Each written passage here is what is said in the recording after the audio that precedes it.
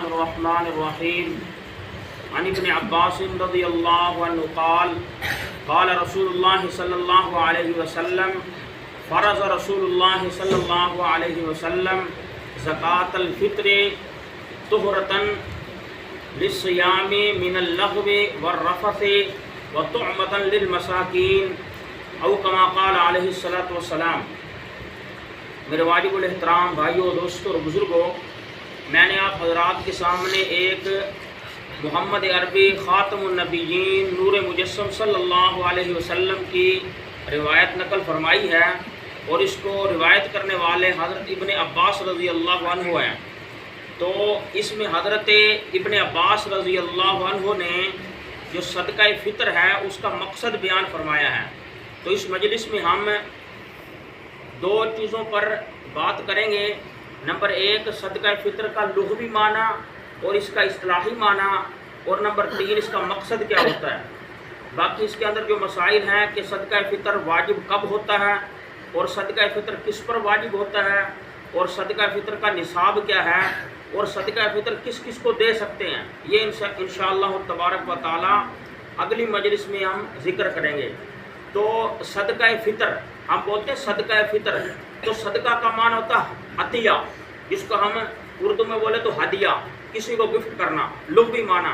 لیکن ادھر مراد ہے کیا کرنا؟ زکوٰۃ، یعنی جس چیز کو اللہ تبارک و تعالیٰ کے قرب کے لیے ادا کیا جائے، یعنی تقرب الہی کے لیے ادا کیا جائے، وہ چیز مراد ہے۔ ادھر گفٹ دینا کسی بندے کو مراد نہیں ہے صرف۔ اور فطر کہتے ہیں فطرت سے یہ لیا گیا ہے، فطرت سے ماخذ ہے، اور فطرت کا مطلب ہوتا ہے نفس، یعنی کہ جان، اور اگر اس کو کھولا جائے تو اس کا مطلب خلقت، یعنی پیدائش۔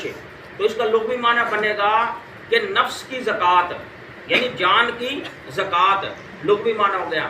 اور اس کا اصطلاحی معنی یہ ہوگا کہ اللہ تبارک و تعالیٰ کے لیے عبادت اور صلہ رحمی، عذرو ترحم، صلہ ترحم، لوگوں کے رحم کے لیے اس کو ادا کیا جائے، اس کو کہتے ہیں صدقہ فطر۔ صدقہ فطر کا اصطلاحی معنی یہ ہو گیا کہ عبادت اور صلہ رحمی کے لیے جو چیز ادا کی جائے اس کو کہتے ہیں صدقہ فطر۔ لغوی معنی کیا ہوا؟ نفس کی زکوٰۃ، یعنی کہ صدقہ کا معنی ہم نے کیا نکالا؟ زکوٰۃ، اور فطر کا معنی نفس، یعنی کہ جان۔ تو جان کی زکوٰۃ لغوی معنی، اصطلاحی معنی یہ ہوا کہ جو اللہ تعالیٰ کی عبادت اور لوگوں کے اوپر صلہ رحمی کے لیے ادا کیا جائے، اس کو کہتے ہیں صدقہ فطر۔ اور اس کا مقصد حدیث مبارکہ میں جو میں نے آپ کو نقل کی، یہ سنن کبریٰ البیہقی میں حدیث مبارکہ ہے کہ فرض رسول اللہ صلی اللہ علیہ وسلم زکاۃ الفطر طہرۃ للصیام من اللغو والرفث، کہ پہلا مقصد اس کا یہ بیان فرمایا، رسول اللہ صلی اللہ علیہ وسلم نے اس کو فرض فرمایا۔ فرض سے مراد واجب، فرض کیونکہ فرض واجب کے معنی میں بھی آتا ہے، اور واجب بعض مرتبہ فرض کے معنی میں آتا ہے، ایک دوسرے کے معنی میں استعمال ہوتے رہتے ہیں۔ تو ادھر فرض سے مراد واجب، رسول اللہ صلی اللہ علیہ وسلم نے اس کو واجب فرمایا۔ کس کو؟ زکوٰۃ الفطر، یعنی کہ فطرہ کی جو زکوٰۃ ہے، جان کی جو زکوٰۃ، اس کو کیا فرمایا؟ فرض فرمایا، واجب فرمایا۔ واجب کے معنی میں لے سکتے ہیں، کس لیے؟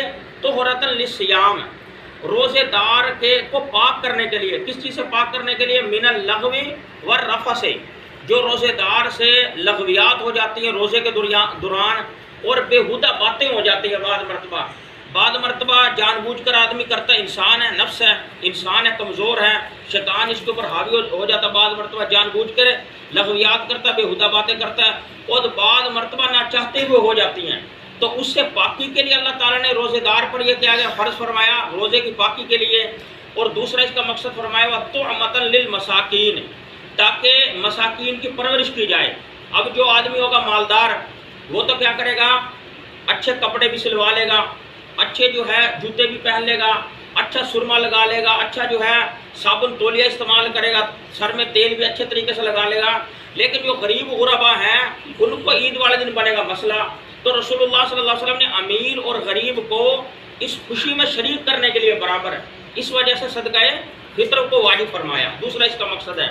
تو صدقہ فطر کے دو مقصد بیان فرمائے گئے حدیث مبارکہ میں، طہرۃ للصیام من اللغو والرفث، تاکہ روزے دار کے روزہ کو لغویات اور بےہودہ باتوں سے پاک کر دیا جائے۔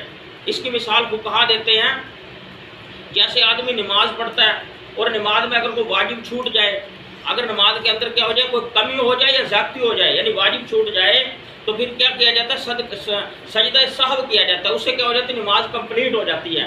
اسی طرح صدقہ فطر جب آدمی ادا کرتا ہے تو اس سے روزے کے اندر جو کمی کوتاہی ہو گئی بےہودگی کی وجہ سے یا کس وجہ سے، لغویات کی وجہ سے، وہ اللہ تبارک و تعالیٰ ان کمیوں کو دور فرما کر روزے کو کا پورا ثواب عطا فرما دیتے ہیں۔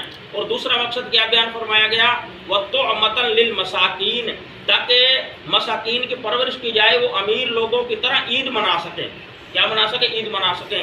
باقی اس کے اندر کیا چیز ہے بھائی، صدقہ فطر واجب کس پر ہوتا ہے، کس وقت واجب ہوتا ہے، اس کا نصاب کیا ہے، اور یہ کس کس کی طرف سے ادا کرنا ضروری ہے، انشاءاللہ تبارک و تعالی اگلی مجلس میں